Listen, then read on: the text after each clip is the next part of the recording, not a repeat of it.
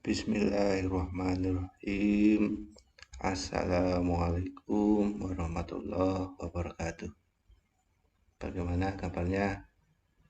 Semoga selalu diberi kesehatan ya. Alhamdulillah, kita sudah memasuki ke semester genap ya.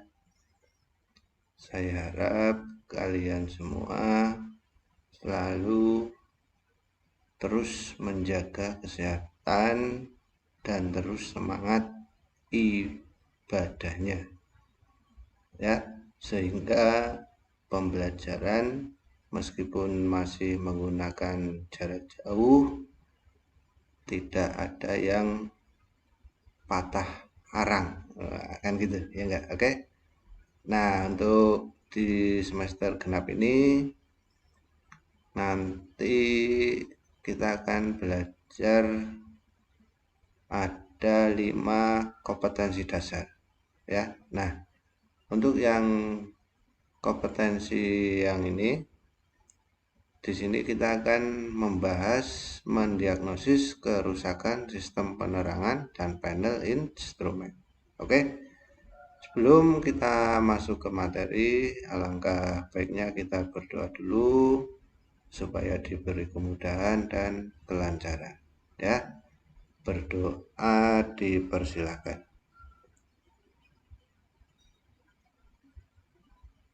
Alhamdulillah. Oke, terus seperti biasa ya, untuk presensi silakan nanti kalian buka link presensi.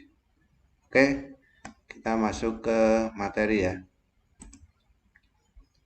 Nah, di sini nanti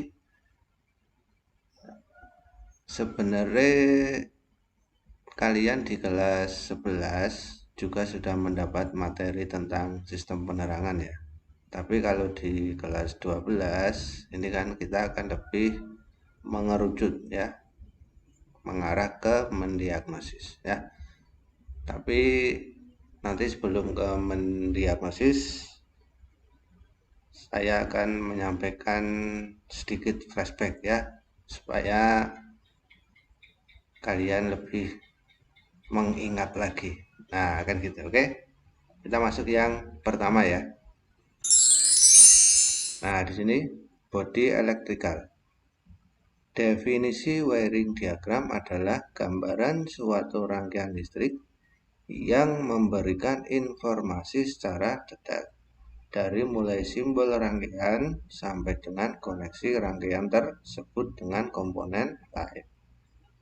Fungsi wiring diagram untuk mempermudah bagi kita mengikuti alur sebenarnya dari sebuah rangkaian sebagai peta dari sistem kelistrikan.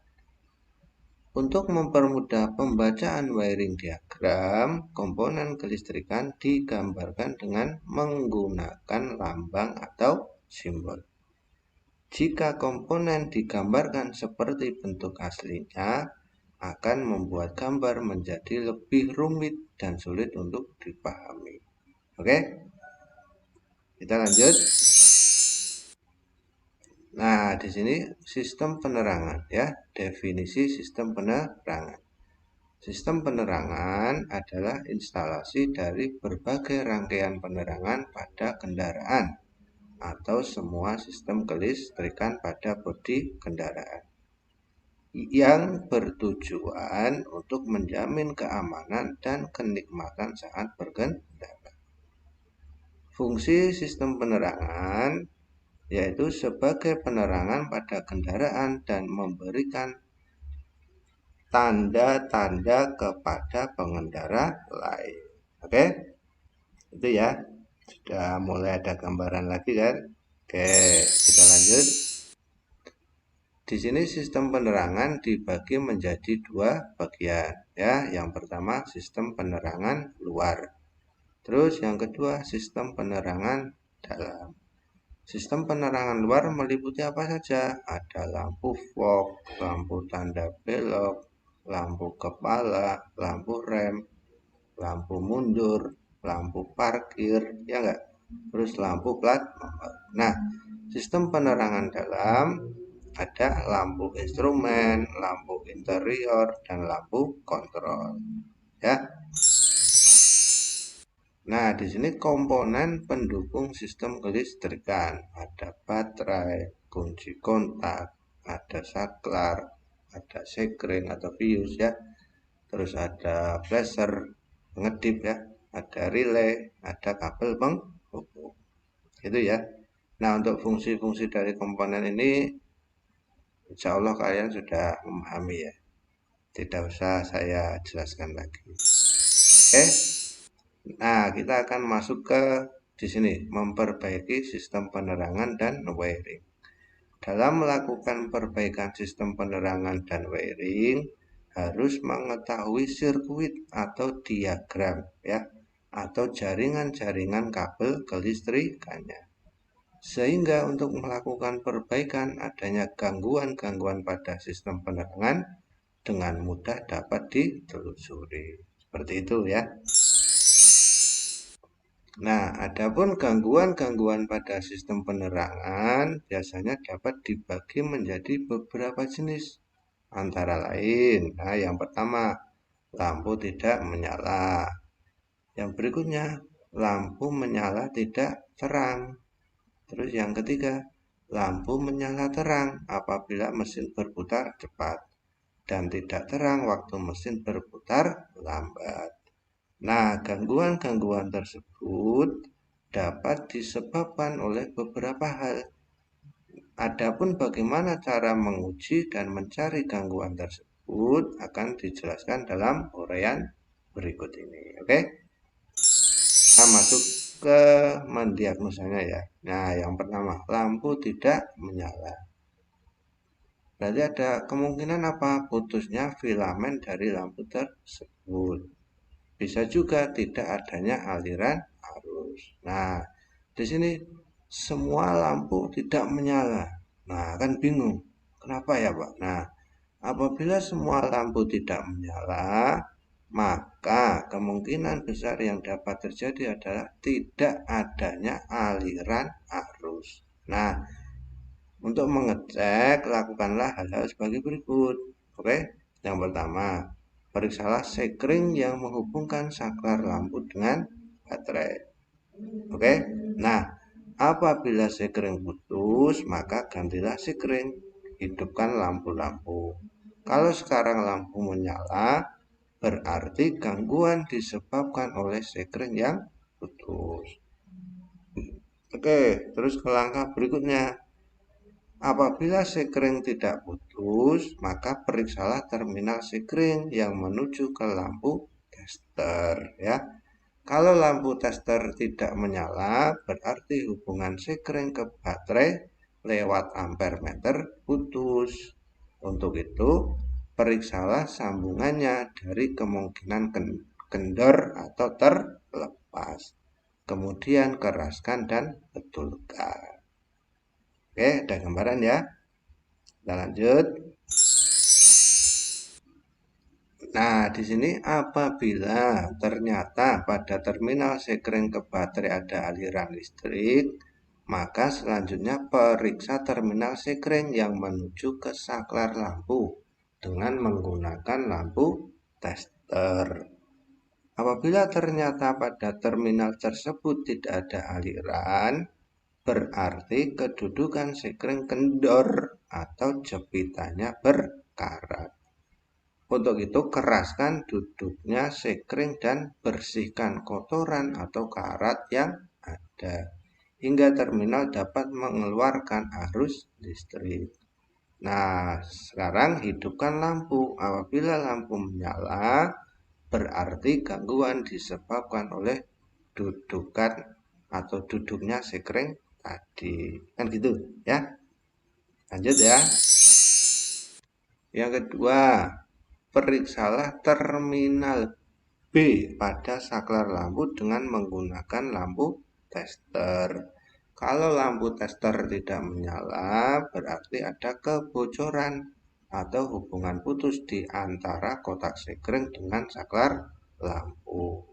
Periksa hubungannya dari kemungkinan kendor berkarat hubungan terbuka, dan hubungan singkat. Jika demikian, maka perbaiki terlebih dahulu. Oke. Nah, kalau lampu tester menyala, berarti pada terminal tersebut terdapat aliran arus. Selanjutnya, hidupkan lampu.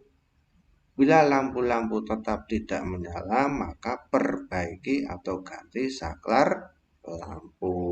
Kan gitu ya. Bisa dipahami ya? Insya Allah bisa, step by step. Nah, terus di sini ternyata lampu besar tidak menyala. Nah, di sini kemungkinannya apa? Kalau semua lampu besar tidak menyala, ya, lampu kepala kan gitu. Berarti tidak ada aliran arus pada saklar DIM, ya.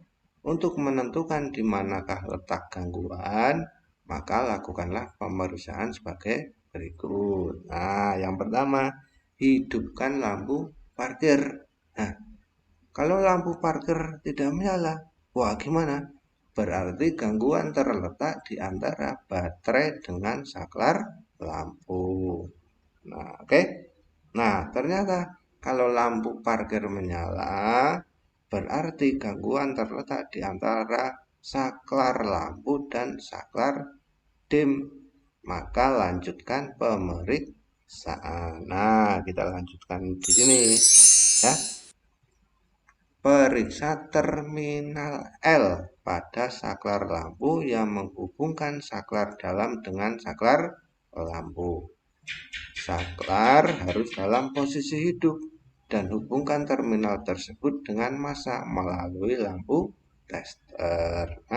Nah, apabila lampu tester tidak menyala, berarti tidak ada aliran listrik. Maka bongkar dan perbaiki saklar lampu atau ganti dengan saklar baru. Terus yang berikutnya, apabila lampu tester menyala, maka lanjutkan dengan pemeriksaan saklar DIM. Kan gitu ya. Oke, yang ketiga, periksa terminal L yang masuk saklar DIM dengan menggunakan lampu tester. Yang pertama, yang A. Kalau lampu tester tidak menyala, berarti ada hubungan terbuka atau hubungan singkat di antara saklar lampu dan saklar DIM. Periksa hubungannya dan kemungkinan putus. Bisa juga kendor, berkarat, atau hubungan singkat. Jika demikian, maka lakukanlah perbaikan. Nah, kalau lampu tester menyala, berarti kan ada arus masuk. Selanjutnya, periksa terminal ke lampu-lampu dengan menggunakan lampu tester. Kan gitu. Apabila pada terminal tersebut tidak keluar arus, berarti saklar DIM rusak. Selanjutnya, bongkar dan perbaiki atau ganti dengan yang baru. Apabila dari terminal keluar arus, maka periksa dan perbaiki hubungan antara saklar DIM dan lampu hingga lampu menyala. Oke? Nah, di sini kita sudah mencoba mendiagnosa beberapa kemungkinan ya.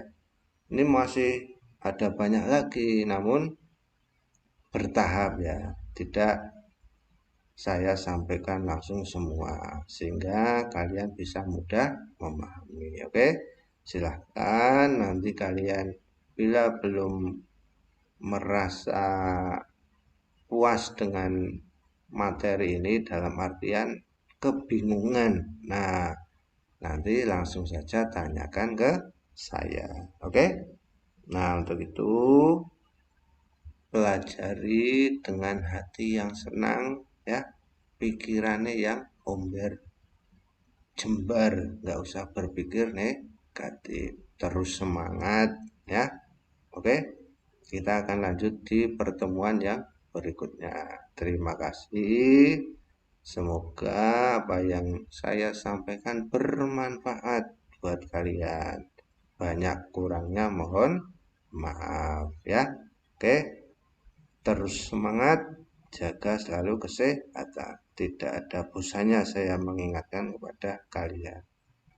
Dan yang tidak kalah penting, ibadahnya ya, kita tingkatkan terus. Oke, semoga pelajaran hari ini menambah ilmu buat kita semua. Terima kasih.